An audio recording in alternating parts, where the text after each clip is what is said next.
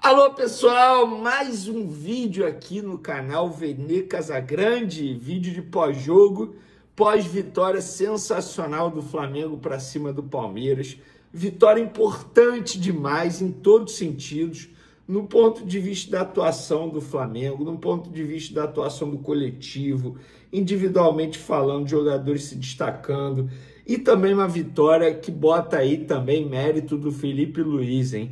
Que leitura de jogo fez o Felipe Luiz no segundo tempo, matando o Abel Ferreira, porque as substituições, na minha concepção, praticamente encerraram qualquer chance do Palmeiras tentar superar o Flamengo no segundo tempo. A gente vai falar sobre muita coisa no vídeo de agora. Não deixe de se inscrever no canal, ativa a notificação, solta o dedo no like, hype o vídeo também. Vamos falar desse Flamengo. Antes de mais nada, acho que o Flamengo começou nervoso, muito mal.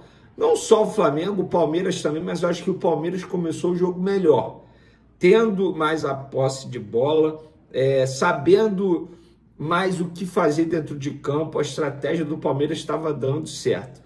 Nos primeiros 10 minutos, aos 10 minutos, inclusive, teve o primeiro lance polêmico da partida. Eu confesso para vocês que tem lance que eu assisto ao empurrão do Jorginho nas costas do Gustavo Gomes, que eu acho pênalti, tem lance que eu olho e não acho pênalti. Continuo na dúvida nesse pós-jogo. Eu vou esperar o áudio do VAR para poder tirar uma melhor impressão ou ter mais opinião em relação a esse lance. Mas, enfim, foi polêmico.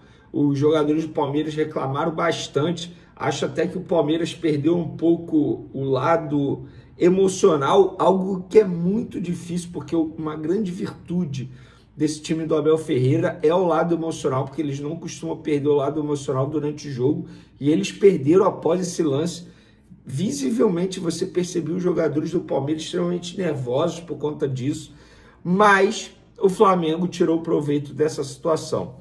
Inclusive, o Flamengo saiu na frente do placar em uma jogada maravilhosa, muito bem trabalhada. Aquilo que aconteceu no primeiro gol do Flamengo não foi por acaso, gente.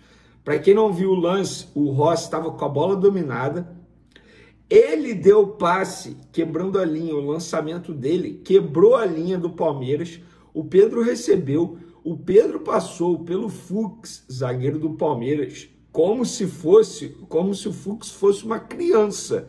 Juro para você, parecia que o Pedro era um adulto jogando ao lado de uma criança. Ele passou pelo Fux e deu um passe, gente, para o Arrascaeta em profundidade. Impressionante. E o Arrascaeta num vigor físico que a gente pouco viu no Arrascaeta nos últimos anos. Correu, saiu cara a cara com o goleiro, abriu o placar. Beleza, o Flamengo continuou bem no jogo, só que teve um lance que, para mim, o Flamengo foi muito juvenil. O Léo Ortiz, ele saiu lesionado. O Léo Ortiz não iria continuar no campo. O médico do Flamengo, em nenhum momento, fez o sinal de alteração. E aí o Danilo, que já estava pronto para entrar, não entrava, porque eu não sabia se o Danilo tinha que entrar ou se o Léo Ortiz tinha condições de jogo. Ficou naquela dúvida. E naquela dúvida, o Flamengo ficou um tempão com a menos. O Palmeiras tirou proveito da situação, trabalhou muito bem a bola. E aí, em um lançamento do Kelvin, o Vitor Roque, no lado do Léo Ortiz, subiu sozinho, pá, gol de cabeça. Mas o Flamengo não sentiu o golpe. Eu acho que essa é a boa notícia. O Flamengo em nenhum momento sentiu o golpe de ter sofrido gol. Continuou tentando, chegou ao segundo gol. Como é que foi? O Pedro ganhou a bola do Bruno Fux, novamente, inclusive o Pedro deitou e rolou em cima do Bruno Fux.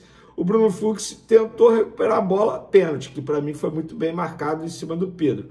O Jorginho mostrou personalidade, experiente, que é: me dá a bola aqui, eu vou bater. Bateu muito bem, dando aquele pulinho, enganando o goleiro Carlos Miguel para um lado, goleiro para o outro. E aí, quando muita gente imaginava que o primeiro tempo fosse acabar 2-1, eis que o Flamengo consegue o terceiro gol com Pedro, que para mim é o melhor centroavante do futebol brasileiro. Minto, é o melhor centroavante da América do Sul. Joga demais. O que o Pedro jogou hoje foi um absurdo. Ele fez o terceiro gol do Flamengo. E aí o Flamengo foi com uma vantagem no placar muito boa para o segundo tempo. Veio o intervalo, nenhuma substituição dos dois lados. Só essa substituição forçada no primeiro tempo do Flamengo, né? O Danilo entrando no lugar do Léo Ortiz. E por falar no Danilo, o Danilo anulou o Vitor Roque. O Vitor Roque ele estava tendo uma certa, não vou dizer facilidade, mas ele estava ganhando os duelos com o Léo Ortiz. Quando o Danilo entrou, ele anulou o Vitor Roque. Anulou o Vitor Roque.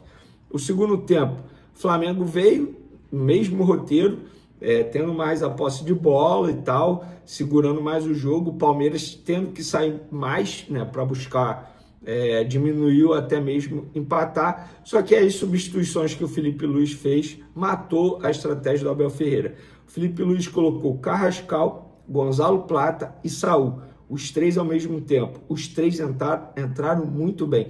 Inclusive, eu quero falar sobre Carrascal. Se ele acha que jogando desse jeito, tendo essa leitura tática, esse estilo de jogo com raça, vitalidade, disposição, se ele acha que vai conquistar a torcida do Flamengo desse jeito, ele está no caminho extremamente certo.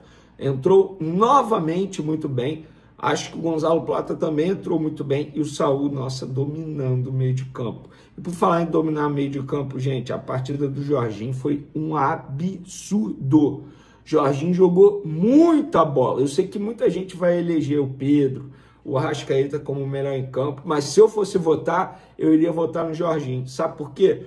Esses jogadores que jogam nessa posição, dificilmente eles ganham, entre aspas, a coroa de melhor em campo, porque os protagonistas são os que fazem gol, que dão assistência.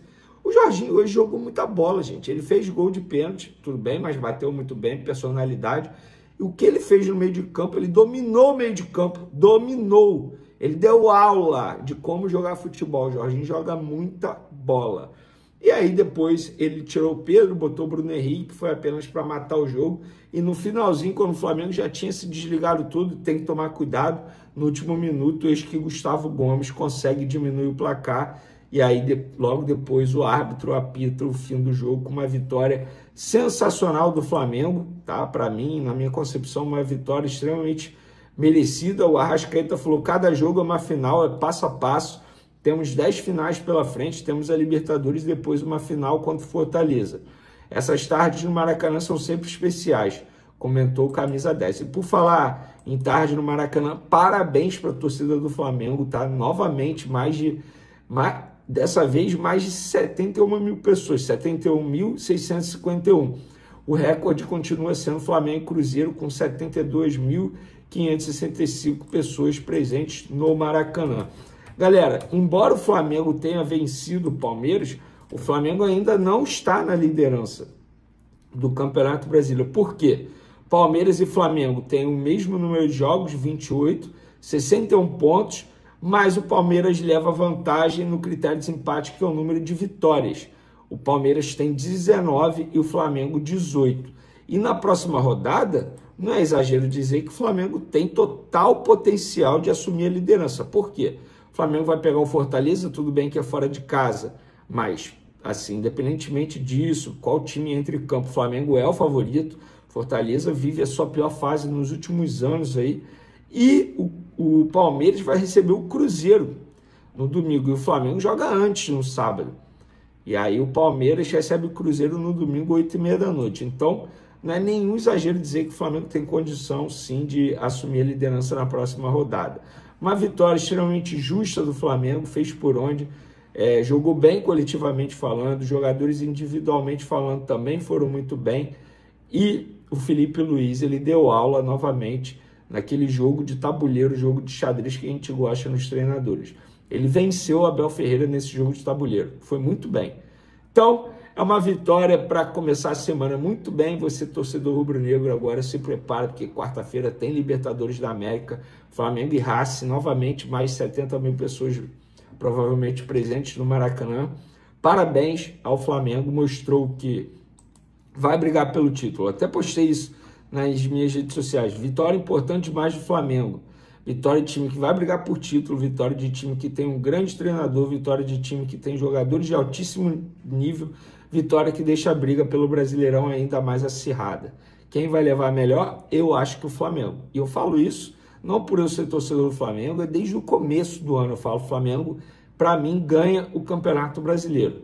Mas, repito, é uma briga muito acirrada e na Libertadores é uma incógnita, embora eu acho que o Flamengo tenha a vida mais difícil pegando o Racing e o Palmeiras pegando a LDU.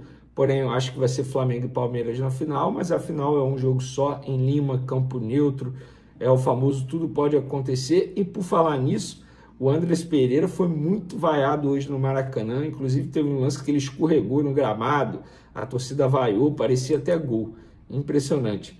Mas é isso, galera, eu acho que você, torcedor rubro-negro, tem que ficar muito feliz com essa vitória, porque foi uma vitória de time que quer ser campeão e muito campeão. O Flamengo há muito tempo não ganhava no Maracanã. A última vitória tinha sido contra o Vitória, por 8-0, aquela goleada. Depois foram 3 empates consecutivos. Então, uma vitória importante que deixa a semana mais tranquila, pelo menos nesse início. Tamo junto, galera. Fui!